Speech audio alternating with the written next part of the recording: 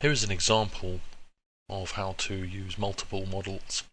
Each of these models has an animation mixer property which has been slightly offset in the walk cycle. In each of the resolutions, here I'm going to change to, we have here, which is a resolution at low res, which is just walking on the spot. The medium res is the same model but has an animation of the character walking forward, and the high res is just a standard high res model. If I were to switch to high resolution for this character, notice that I've specified my model to have no animation on it at all. It's just much higher resolution.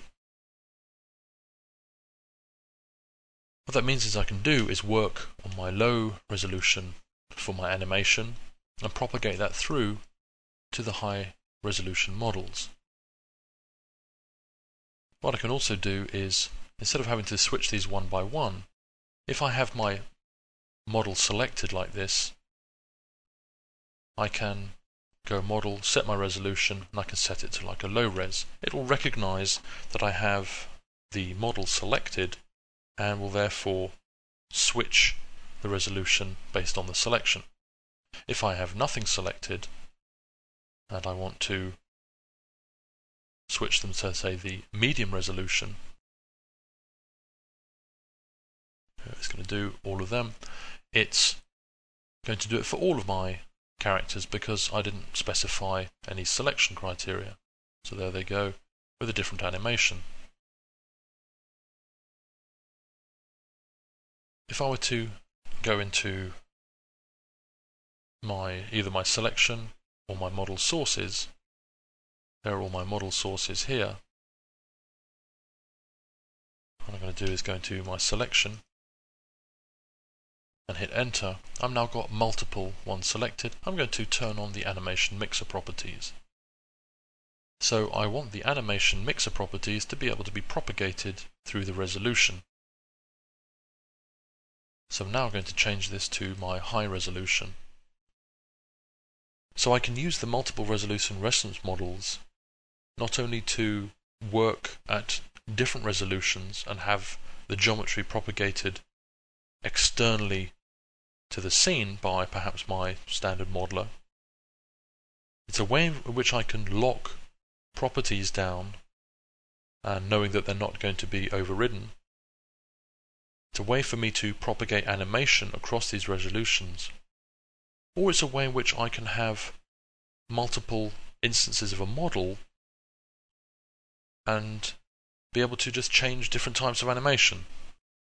So here I had the animation from the low resolution walking on the spot, the medium resolution walking forward, the high resolution doing nothing, but at the last minute, there we go, my high resolution has inherited the properties I need.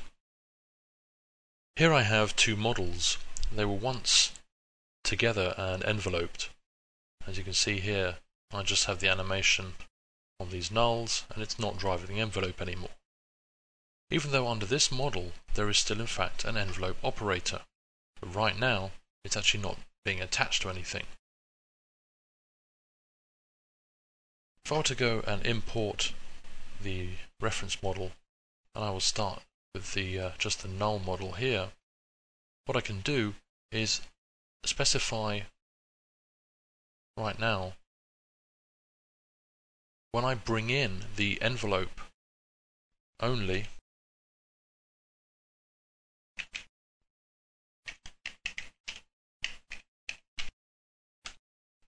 model, is that it will automatically bind to it.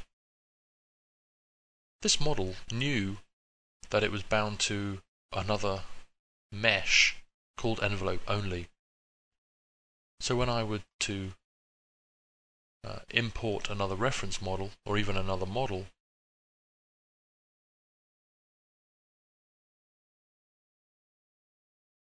it's going to say, oh, yeah, no problem. I found that model on import and attached myself to it. So this is a way in which you can separate models this one is the mesh, these are the deformers, and have them linked together. If I have multiple deformers, I'll just separate it by, here we go, commas.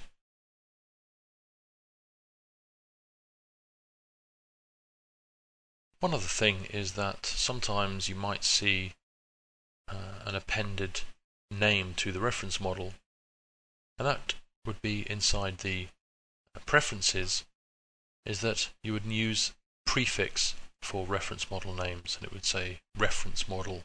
If you don't want that to happen, you just need to make sure that's checked off.